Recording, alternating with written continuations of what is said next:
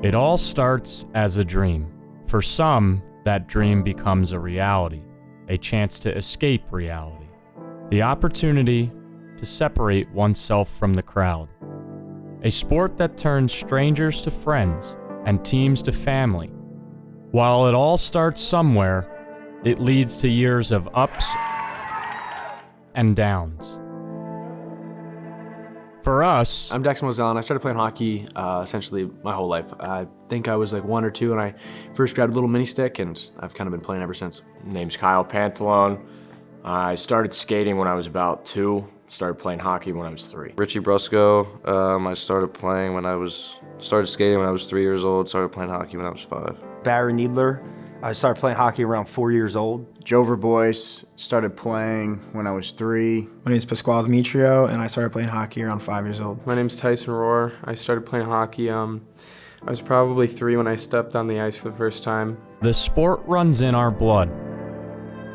Through blood, sweat, and tears, it's the one thing we can always turn to. It's kind of meant everything. I mean, it's the whole reason I'm here at Newman. It's been my favorite sport, favorite pastime, really, my whole life. I think this is pretty much for anybody that plays the game at this level. I think hockey's everything. It's something that we love. I think it's more than just a game. It's a lifestyle. Hockey has brought a lot to me. The game has really helped me grow as a person, and I've met a lot of great people through my years, and has made me, who I am today. Hockey for me has been more than a game. Like, it's taught me through 18U, 16U, like, coaches taught me how to be a better man as a person instead of also as a hockey player. I'd say hockey isn't even a sport to me. It's just a part of who I am and what I enjoy to do. And, I'd say hockey isn't everything, but it's definitely something that brings me joy. So I love the game. It can mean a lot of things. Obviously, it's a game, but I think there's also the extra stuff that comes with hockey. For example, like the extracurriculars or like just meeting your friends and what you know now as your best friends and people you grow up with and help you obviously succeed in life. Hockey's been there for me my whole life, and it goes far beyond the game. It's given me plenty of experiences and friends that I'll call lifelong friends that will just go for the rest of my life. I'm Kyle Pantalone. Buckle up and get ready. This is an inside look of the Newman University men's ice hockey program. Enjoy the journey between the blue lines.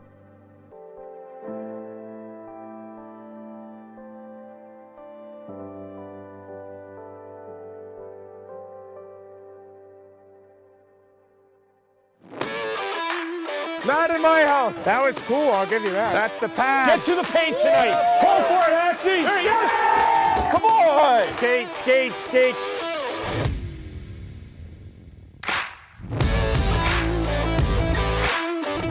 Yep. There you go. It's a good shot. Crouch, you're going. Let's go. Middle. Here we go. Got a milkshake for you. Hey, make sure you guys got head on the swivel, all right? Hey, that's a real good shift, you three. Real good shift. Nice job, Rick. Forwards, let's be hungry for that puck. Big time play by you. Got to get a tie up here. Let's go. Let's be buzzing around offensively.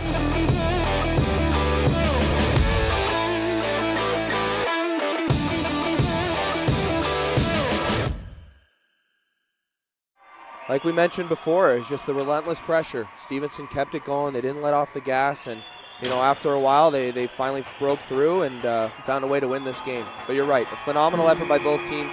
That's a great, hard-fought game and just a perfect, that's what you can't ask for anything more from a playoff game. Stevenson, they win it, and they win it big.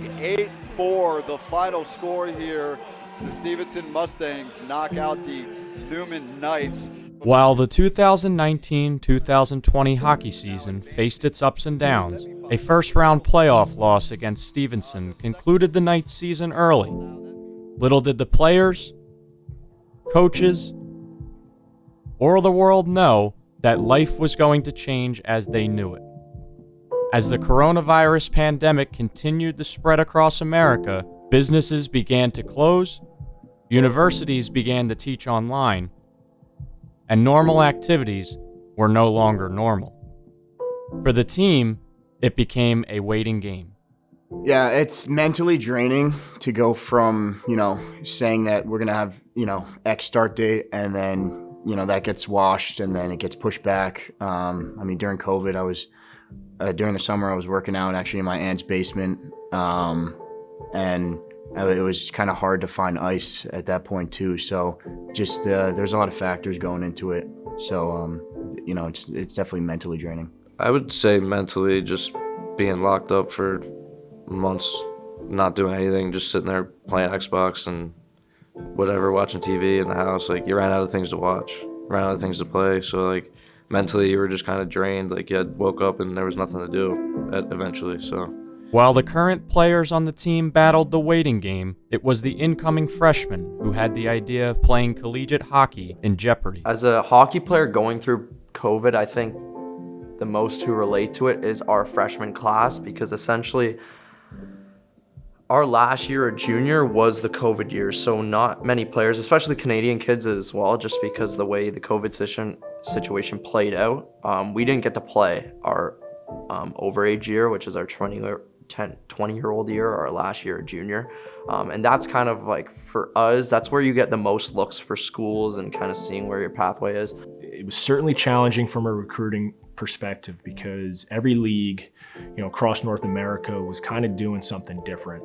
Some leagues were playing, some leagues planned to play and then got canceled. Some leagues didn't play at all. And so there were guys in situations where we were recruiting them actively, but they didn't know what their future held. Some guys were in leagues that just simply didn't play at all. And so, that was a real challenge. So, we usually try to get on the road and see guys and make sure that we're, putting the work in on the road recruiting. We had a very limited ability to do that. Even with the 2020-2021 season being riddled by the effects of the coronavirus pandemic, the Knights took a trip down to Reisterstown, Maryland, for another first-round battle against the Stevenson University Mustang. 20 seconds left. Can Newman get anything here? They can't get it out of the defensive zone. Brusco just keeping his head up ice. Finally, they got to hurry. Pantalo will make his way out, but nearly an open netter for Wilson. They now got 7 seconds to try and win to the other side.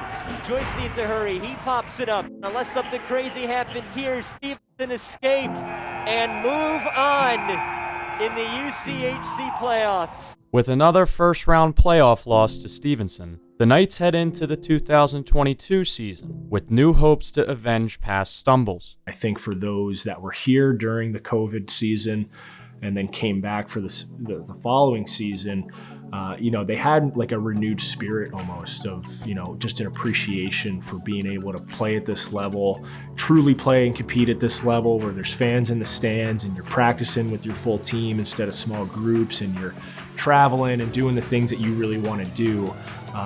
It really just energized the group. It energized me. Good day at Pracky. Oh yeah, you do. I'm mic'd up, so. Oh yeah, I'm mic'd up.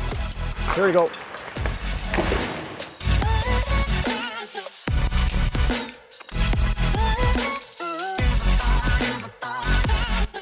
I just feel like I'm so much better at hockey when I'm mic'd up. Ooh.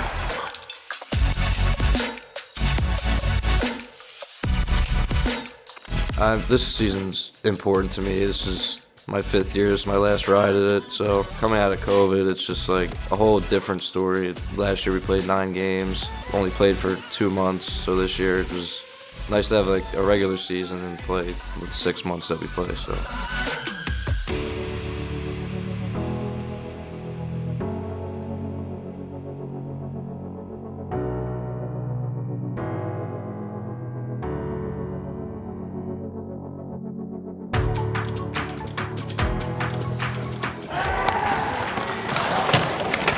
Whoa, there!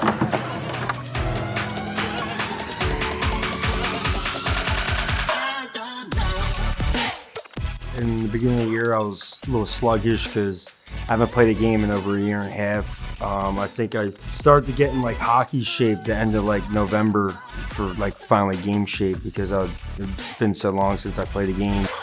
Hey, Cal. Cal's in the same boat. No one ever wants to talk to the goalies. Gratefully so, we're kind of weird.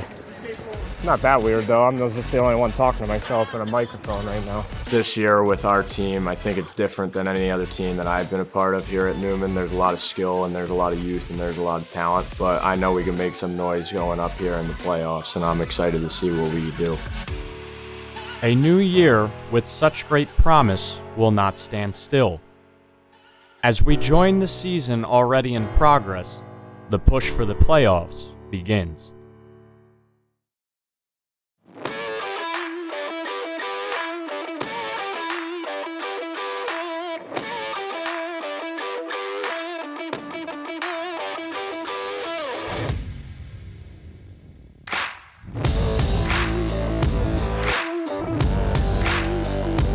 If you were stranded on a deserted island, which teammate are you bringing with you? PJ. Yeah, I got Barrett. Yeah. From a strategic standpoint, I'm definitely going to go Luke Croucher. He'll find a way to build something. I'm gonna go Austin Boyle. I don't know if we'll get many laughs, but we'll definitely be off the island. So. But I'll bring Tyson because he's in the room. Luke just said me, so I'll say him too. I feel like we're pretty resourceful